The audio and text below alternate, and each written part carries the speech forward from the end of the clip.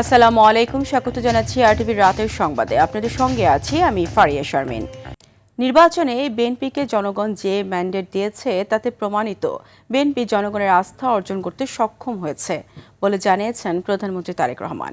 জনগণকে দেওয়া প্রতিশ্রুতি পূরণে বিএনপি সর্বোচ্চ চেষ্টা অব্যাহত রাখবে বলেও জানান তিনি জানান, পাচার হওয়া অর্থ ফিরিয়ে আনতে তৎপরতা বাড়িয়েছে সরকার। 4 বছরে 4 কোটি পরিবারকে ফ্যামিলি কার্ডের আওতায় আনা হবে বলেও জানান সরকার প্রধান। সংসদে প্রথমবারের মতো বিভিন্ন প্রশ্নের উত্তরে এসব কথা জানান প্রধানমন্ত্রী। আরও জানাচ্ছেন শামীম চৌধুরী। ত্রয়োদশ জাতীয় সংসদে প্রথম অধিবেশনের ষষ্ঠ কার্যদিবসে তারকা চিহ্নিত প্রশ্ন উত্থাপন করেন সংসদ সদস্যরা, যেখানে উঠে আসে ফ্যামিলি কার্ড, কৃষক কার্ড, পাচারকৃত অর্থ ফিরিয়ে আনা সহ নানা প্রশ্ন। সরকারের নির্বাচনী ইস্তেহারে ঘোষিত বিভিন্ন কার্যক্রম সমূহের কি অগ্রগতি সাধিত হয়েছে। সংসদে এসব প্রশ্নের উত্তর দেন প্রধানমন্ত্রী তারেক রহমান। তুলে ধরেন বর্তমান সরকারের বিভিন্ন উদ্যোগের কথা। কারিগরি ও ভাষা দক্ষতা উন্নয়নে আগামী 180 দিনের মধ্যে কারিগরি শিক্ষা প্রতিষ্ঠানে 9,000 শিক্ষককে ট্যাব প্রদান করা হবে ইনশাআল্লাহ। 3,832টি মাল্টিমিডিয়া ক্লাসরুম স্থাপন করা হবে। একই সাথে 172 জন শিক্ষার্থীকে ইটালিয়ান ও জাপানিজ ভাষা শিক্ষা প্রদান করা হবে। প্রশ্নের উত্তরে প্রধানমন্ত্রী বলেন, আগামী 3 মাসে আরও 30,000 পরিবারকে ফ্যামিলি কার্ডের আওতায় আনা হবে। প্রতি বছর বাজেটে ফ্যামিলি ও কৃষক কার্ড প্রাধান্য পাবে বলেও জানান প্রধানমন্ত্রী। আমরা যে কৃষক কার্ডটি ইনশাল্লাহ আগামী 14 তারিখে পয়লা বৈশাখের দিন চালু করতে যাচ্ছি, বিভিন্ন ধরনের কৃষক প্রায় 22,000কে এই পাইলট প্রজেক্টের আওতায় নিয়ে এসেছি। আমাদের সরকারের পরিকল্পনা রয়েছে সকল কৃষকের কাছে পর্যায়ক্রমিকভাবে পৌঁছানোর জন্য। পর্যায়ক্রমে ইশতেহার বাস্তবায়নে সর্বোচ্চ উদ্যোগ নেওয়া হবে বলেও জানান সরকার প্রধান। যে ইনশাআল্লাহ বাংলাদেশের মানুষের কাছে আমরা যে প্রতিশ্রুতি দিয়েছি, আমরা আমাদের সর্বোচ্চ চেষ্টা দিয়ে সেই প্রতিশ্রুতি পালনের চেষ্টা অব্যাহত রাখব। তারকা চিহ্নিত প্রশ্ন ও সম্পূরক প্রশ্নে উঠে আসে দেশ থেকে পাচার হওয়া অর্থ ফিরিয়ে আনতে সরকার উদ্যোগ নেবে কিনা। এমন প্রশ্নের উত্তরে প্রধানমন্ত্রী জানান, অর্থ পাচারের গন্তব্য যে দেশগুলো প্রাথমিকভাবে সরকার চিহ্নিত করতে সক্ষম হয়েছে, সেই দেশগুলো হলো USA, UK, Canada, Switzerland, Australia, Thailand, UAE, Singapore, Malaysia এবং হংকং, চায়না। এদের মধ্যে 3টি দেশের মালয়েশিয়া, হংকং এবং সংযুক্ত আরব আমিরাতের সাথে চুক্তি স্বাক্ষরের বিষয়ে সম্মতি প্রদান করা হয়েছে। অপর 7টি দেশের সাথেও চুক্তি স্বাক্ষরের বিষয়টি মানসিক প্রক্রিয়াধীন আছে। পাচার হওয়া জনগণের অর্থ ফিরিয়ে এনে দেশ এবং জনগণের প্রয়োজনে ব্যয় নিশ্চিত করা এই সরকারের দায়িত্ব বলেও জানান সরকার প্রধান। অবৈধ অর্থ প্রবাহের পরিমাণ ছিল আনুমানিক 234 বিলিয়ন মার্কিন ডলার। শামীম চৌধুরী, আরটিভি, ঢাকা। সংবিধান সংশোধনের জন্য দ্রুতই 15 থেকে 20 সদস্যের কমিটি গঠন করা হবে বলে জানিয়েছেন চিফ হুইপ নুরুল ইসলাম মনি। তাতে বিরোধী দলের প্রতিনিধিও থাকবেন বলেও প্রত্যাশা তার। তবে সংবিধান সংস্কার পরিষদকে এড়িয়ে এমন কমিটির বিরোধিতা করে তাতে না থাকার কথা জানিয়েছেন বিরোধী দলীয় সংসদ সদস্যরা। তাদের অভিযোগ, জুলাই সনদ বাস্তবায়নে কালক্ষেপণের জন্যই নতুন নতুন প্রস্তাব সামনে আনছেন সরকার। শামীম চৌধুরীর আরেকটি রিপোর্ট। বিরোধী দলীয় নেতার মুলতবি প্রস্তাবের উপর আলোচনা করতে গিয়ে মঙ্গলবার সংবিধান সংশোধন কমিটি গঠনের প্রস্তাব সামনে আনেন স্বরাষ্ট্রমন্ত্রী সালাউদ্দিন আহমদ। তবে তাতে সম্মত না থাকার কথা সঙ্গে সঙ্গে স্পষ্ট করেন বিরোধীরা। দুই দিক থেকেই সমান সংখ্যক সদস্য নিয়ে যেন ওই কমিটি গঠিত হয়। সরকারের প্রস্তাবিত কমিটির পর্যালোচনা করতে বুধবার বৈঠকে বসেন বিরোধী দলীয় সংসদ সদস্যরা। তাদের অভিযোগ, সরকার জুলাই সনদ বাস্তবায়ন করতে চায় না বলেই নতুন এই কমিটির প্রস্তাব দিয়ে এমন প্রস্তাবে বিরোধীরা রাজি নন বলেও জানান তারা। যদি সংবিধান সংস্কার পরিষদ গঠনের বিষয়ে কোনো কমিটি করা হয়, সেটার ব্যাপারে আমরা ইতিবাচকভাবে সেটাকে দেখব, কিন্তু কোনো সংশোধনের যে কমিটি, সেই জিনিসগুলোকে আমরা মনে করি একটা শুভঙ্করের ফাঁকি সেখানে রয়েছে এবং তার মধ্য দিয়ে আসলে তারা তাদের মতো করে তাদের দলীয় যে এজেন্ডা যেগুলো আছে আর কি, সেগুলোকেই তারা বাস্তবায়নের দিকে তারা অগ্রসর হবে। তবে চিফ হুইপ জানান, গণতন্ত্রকে শক্তিশালী ভিত্তির উপর দাঁড় করাতে সব দলের অংশগ্রহণে সংবিধান সংশোধন কমিটি গঠন করতে চান তারা। সরকারের অত্যন্ত সদিচ্ছা আছে যে সংবিধান সংশোধন করতে হবে, আমাদের অনেক কিছুই করতে হবে। কাজেই সেই সংবিধান সংশোধন করার জন্য একটা কমিটি হবে, সেটা হলো আমরা সকল দলের রিপ্রেজেন্টেটিভ রাখতে চাই।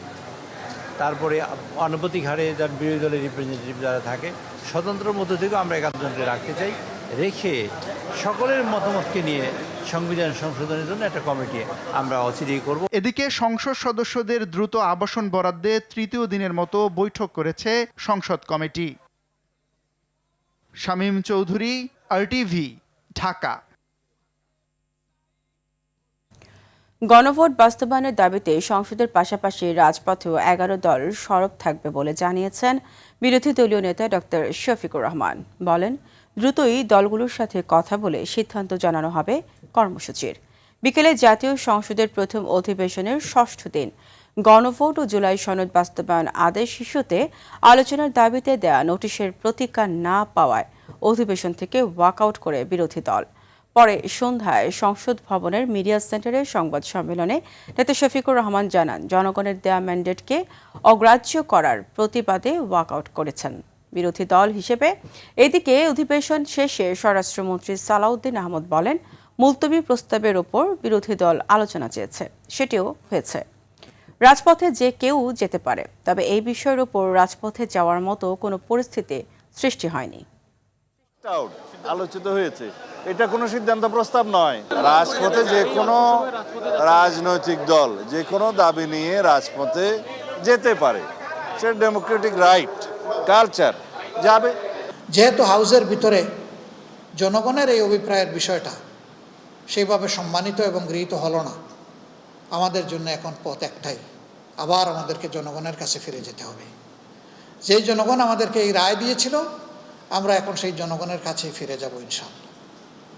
এবং জনগণকে সাথে নিয়ে আমরা এই গণভোটের যে দাবি, এই দাবি কিভাবে আদায় করা যায় সেই কার্যক্রম আমরা গ্রহণ করব।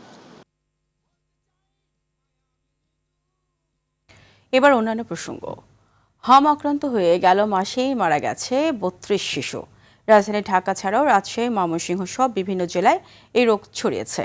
স্বাস্থ্য বিভাগ ও হাসপাতাল সূত্রে জানা গেছে, রাজধানীর মহাখালীর সংক্রামক ব্যাধি হাসপাতালে এখন পর্যন্ত সবচেয়ে বেশি 21 শিশুর মৃত্যু হয়েছে।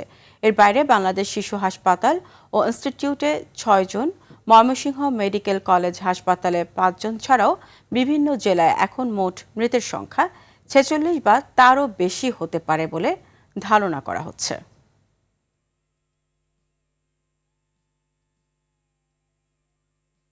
এদিকে আগামী রোববার থেকে সারা দেশে হামের বিশেষ টিকাদান কর্মসূচি শুরু হবে বলে জানিয়েছেন স্বাস্থ্যমন্ত্রী সরদার সাখাওয়াত হোসেন।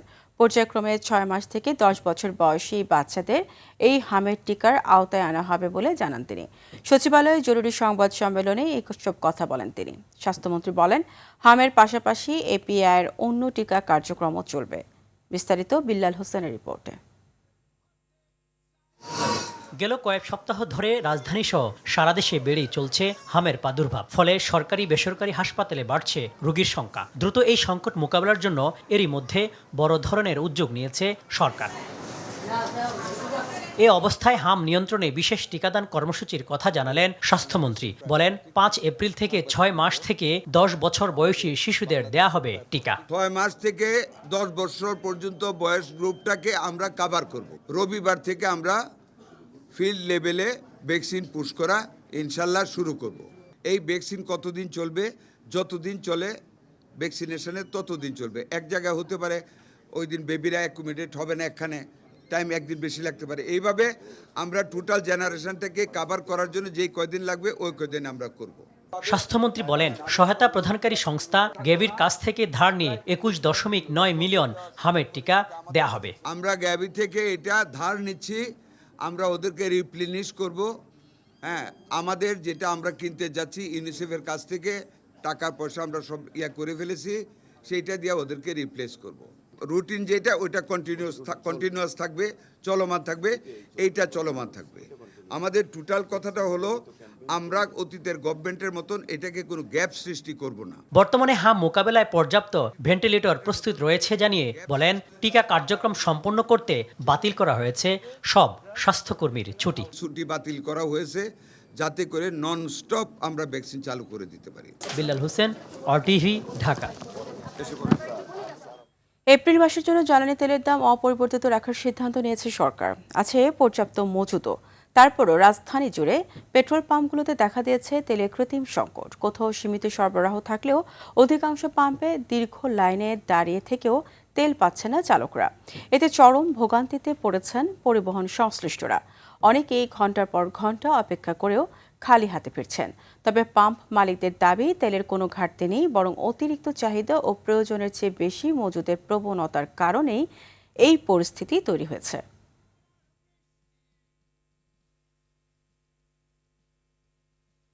তেলের সংকট যদি একবারে তেলের সংকট হলে তো তেলে পাওয়া যেত না।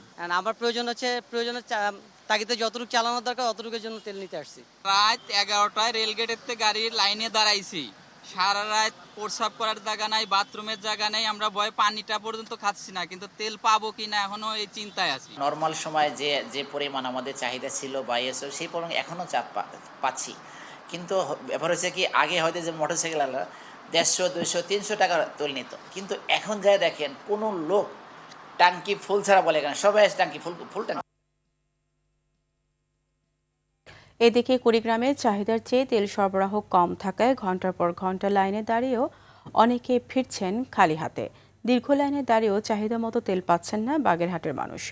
বরগুনার পাথরঘাটায় তেলের সংকটে সাগরে যেতে পারছে না মাছ ধরার ট্রলার। ভোলার বিস্তিক শিল্প নগরীতে অবৈধভাবে তেল মজুদের অভিযোগে 2টি প্রতিষ্ঠানকে 1.5 লাখ টাকা জরিমানা করেছে ভ্রাম্যমাণ আদালত।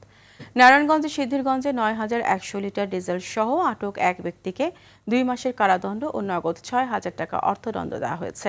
4টি কোম্পানিকে জরিমানা করা হয়েছে। ঝিনাইদহে 5,000 লিটার তেল সহ একজনকে আটক করা হয়েছে মেহেরপুরে।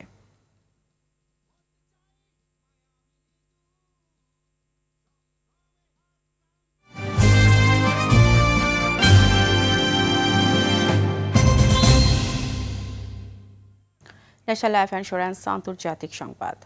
আরও জোরদার হচ্ছে ইরান ও ইসরায়েল যুক্তরাষ্ট্রের যুদ্ধ। ধারাবাহিক হামলায় নতুন করে আক্রান্ত হচ্ছে ইরানের বিভিন্ন শহর। লেবাননের জনা শহরেও অন্তত 7 জন নিহত হয়েছে। ইসরায়েল ছাড়াও মধ্যপ্রাচ্য জুড়ে আক্রমণ চালাচ্ছে ইরান। তবে এর মধ্যে ইরানের নতুন সরকার যুক্তরাষ্ট্রের কাছে যুদ্ধবিরতির জন্য অনুরোধ করেছে বলে দাবি করেন যুক্তরাষ্ট্রের প্রেসিডেন্ট ডোনাল্ড ট্রাম্প। তবে তা মিথ্যা ও ভিত্তিহীন বলে দাবি করেছে ইরানের পররাষ্ট্রমন্ত্রী আব্বাস আরাগচি। এদিকে ইরানের বিরুদ্ধে যুদ্ধে অংশ না নেয়ার প্রতিশ্রুতি দিয়েছে যুক্তরাজ্য। বিস্তারিত জানাচ্ছেন আব্দুল মালেক। মধ্যপ্রাচ্য সংঘাতের মধ্যে গত 1 মাসে একাধিকবার যুদ্ধবন্ধের আশ্বাস দিয়েও বাস্তবে পিছু হটেনি যুক্তরাষ্ট্র। বুধবার যুক্তরাষ্ট্র ইসরায়েলের ধারাবাহিক হামলায় দক্ষিণ ইরানের বুশেহর প্রদেশের একটি আবহাওয়া কেন্দ্র এবং কেরমান সিরজান সহ কয়েকটি শহর ব্যাপক আক্রান্ত হয়েছে। শুধু ইরানি নয়, লেবাননেও চলছে ব্যাপক সংঘাত। এরই মধ্যে হিজবুল্লাহর একটি কমান্ডারকে হত্যা করার দাবি করেছে ইসরায়েলি সেনাবাহিনী। বৈরুতের দক্ষিণে জানা শহরেও আরও 7 জন নিহত হয়েছে। তবে পাল্টা জবাব দিচ্ছে ইরান ও তার মিত্ররাও। বুধবারও ইসরায়েলের তেল আবিব, সফেদ ও হাইফা সহ বিভিন্ন স্থানে ক্ষয়ক্ষতির পাশাপাশি অন্তত 25 জন আহত হয়েছে। আইআরজিসি জানিয়েছে ইরান ও তার মিত্ররা নতুন করে 100টির বেশি ক্ষেপণাস্ত্র ও 200-র অধিক রকেট নিক্ষেপ করেছে। ইসরায়েল ছাড়াও ইরান সংযুক্ত আরব আমিরাত ও কাতারেও হামলা চালিয়েছে। আরব আমিরাতের ফুজাইরা শহরে ড্রোনের ধ্বংসাবশেষের আঘাতে এক বাংলাদেশিও নিহত হয়েছেন। বুধবার সকালে আল রিফা এলাকায় একটি খামারে এই দুর্ঘটনা ঘটে। এদিকে চলমান যুদ্ধে ইরানের হামলায় যুক্তরাজ্য অংশ নেবে না বলে প্রতিশ্রুতি দিয়েছে। বুধবার ব্রিটেনের প্রধানমন্ত্রী কিয়ার স্টারমার লন্ডনে এক ভাষণে কথা বলেন। তবে উপসাগর জুড়ে সামুদ্রিক নিরাপত্তা নিশ্চিত করার লক্ষ্যে যুক্তরাজ্য 35টি দেশকে একত্রিত করার কাজ করছে বলেও জানান তিনি। অন্যদিকে ন্যাটো থেকে যুক্তরাষ্ট্রকে বের করে আনার ইঙ্গিত দিচ্ছেন মার্কিন প্রেসিডেন্ট ডোনাল্ড ট্রাম্প। ব্রিটিশ সংবাদ মাধ্যম দ্য টেলিগ্রাফকে দেওয়া এক সাক্ষাৎকারে এই কথা জানান তিনি। হরমুজ প্রণালী পুনরায় খুলে দেওয়ার জন্য যুদ্ধজাহাজ পাঠানোর যে দাবি করেছিলেন ট্রাম্প, তা মিত্র দেশগুলো প্রত্যাখ্যান করার পর ন্যাটোর ব্যাপারে পুনর্বিবেচনা করার কথা ভাবছেন তিনি। আব্দুল মালেক, RTV। ইরান ইস্যুতে বাংলাদেশ সরকারের দেয়া বিবৃতিতে তেহরান সন্তুষ্ট নয় বলে জানিয়েছেন ঢাকায় নিযুক্ত দেশটির রাষ্ট্রদূত জলিল রাহিম জাহানাবাদী। তিনি বলেন, ইরান আশা করে বন্ধুপ্রতিম দেশ হিসেবে বাংলাদেশ অস্পষ্ট বিবৃতি না দিয়ে সরাসরি আগ্রাসী শক্তির ভূমিকার নিন্দা জানাবে। ঢাকায় ইরান দূতাবাসে আয়োজিত সংবাদ সম্মেলনে তিনি এসব কথা বলেন।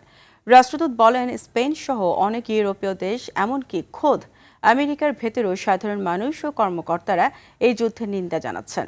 বাংলাদেশ থেকে প্রকাশিত বিবৃতিগুলোতে কেবল যুদ্ধের ব্যাপারে উদ্বেগ প্রকাশ করা হয়েছে, কিন্তু আমেরিকা সরাসরি আগ্রাসীর ভূমিকায় অবতীর্ণ হয়েছে সেই আগ্রাসনের নিন্দা জানানোই ইরানের প্রত্যাশা। হরমুজ প্রণালীতে আটকে পড়া বাংলাদেশের 6টি জাহাজের বিষয়ে জানান বাংলাদেশ সরকারের চাহিদা অনুযায়ী তেহরান সহযোগিতা করবে। আন্তর্জাতিক একটা বিষয়, যেহেতু বাংলাদেশ জাতিসংঘের সদস্য, ওআইসির সদস্য, সেই হিসাবে জাতিসংঘ সনদেই আগ্রাসী শক্তির বিরুদ্ধে কথা বলার অনুমোদন দেওয়া আছে।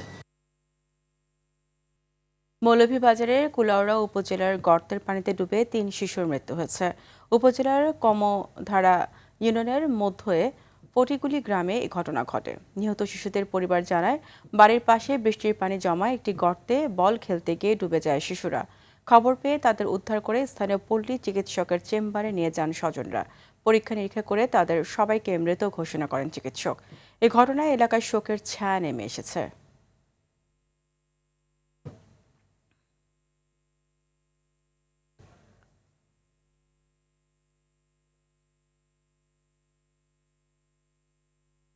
রিজার্ভ ছাড়া অর্থনীতির সব সূচক নেতিবাচক ধারায় রয়েছে বলে মন্তব্য করেন বাংলাদেশ ব্যাংকের গভর্নর মোস্তাকুর রহমান।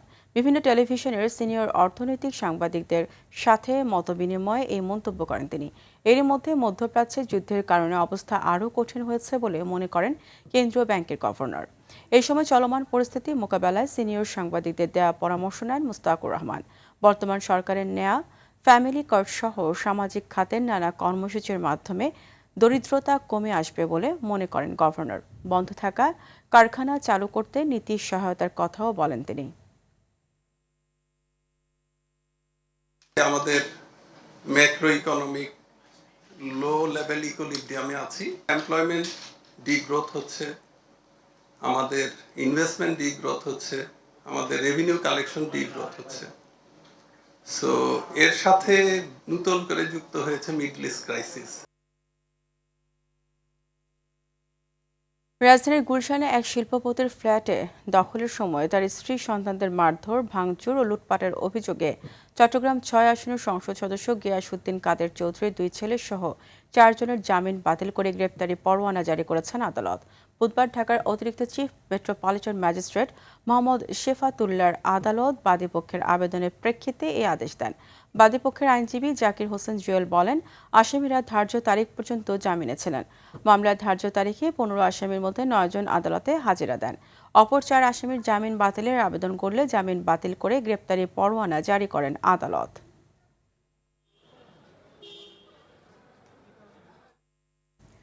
আওয়ামী শাসনামলে আয়নাঘর খ্যাত ডিজিএফআইয়ের জয়েন্ট ইন্টারোগেশন সেলে গুম নির্যাতনের মামলায় শেখ হাসিনা ও সেনা কর্মকর্তা সহ 13 জনের বিরুদ্ধে পরবর্তী সাক্ষ্য গ্রহণ 8 এপ্রিল। একজন বিচারকের উপস্থিতিতে বুধবারের সাক্ষ্য গ্রহণ শেষে এই তারিখ নির্ধারণ করে আন্তর্জাতিক অপরাধ ট্রাইব্যুনাল 1।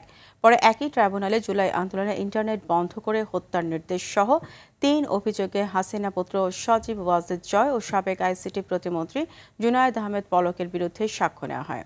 এই মামলার পরবর্তী সাক্ষ্য গ্রহণ 12 এপ্রিল। অন্যদিকে ট্রাইব্যুনাল 2 জুলাই মামলায় ওবায়দুল কাদের সহ আওয়ামী লীগ ও দলটির অঙ্গ সংগঠনের শীর্ষ 7 নেতার বিরুদ্ধে সাক্ষ্য হবার কথা থাকলেও সাক্ষী উপস্থিত না হওয়ায় 7 এপ্রিল পরিবর্তিত দিন ধার্য করা হয়। রাতের সংবাদ এই পর্যন্তই। মধ্যরাতের সংবাদ রাত 1টায় দেখার আমন্ত্রণ রইল। ধন্যবাদ সবাইকে।